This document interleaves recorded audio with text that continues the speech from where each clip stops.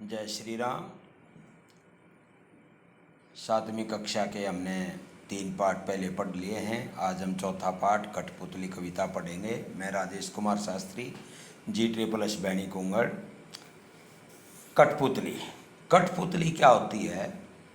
कठपुतली होती हैं जो जिनको जादूगर या तमाशा करने वाला अपनी मर्जी से चलाता है, अपनी मर्जी से नचाता। जैसे हम ईश्वर की रचना में सारे के सारे कठपुतली हैं। जैसे ईश्वर चाहता है हमसे वैसे ही कार्य करवाता है, वैसे ही हम कर रहे हैं। कठपुतली गुस्से में उबली बोली, ये धागे क्यों है मेरे आगे। कठपुतली गुस्से में उबली बोली, ये धागे क्यों है मेरे पीछे आगे। इन्हें तोड़ दो, मुझे मेरे पाँव पर छोड़ दो।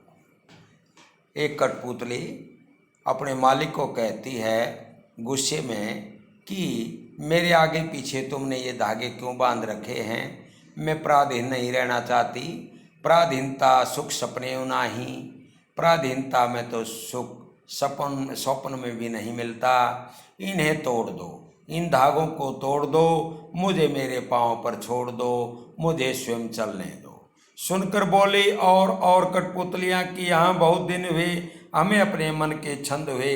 सुनकर और भी कठपुतलियाँ बोली कि हाँ, हमें 100 छंद घूमते हुए बहुत दिन हो गए हैं। तुम्हारी स्वतंत्रता की बेड़ियों में बंधे हुए हमें बहुत दिन हो गए हैं, इसलिए हमें 100 छंद घूमने दो। मगर पहली कठपुतली सोचने लगी, ये कैसी इच्छा मेरे मन में जगी। लेकिन पहली कठपुतली ने सोचा कि मैंने ये क्या सोच लिया, मैं तो चल ही नहीं सकती।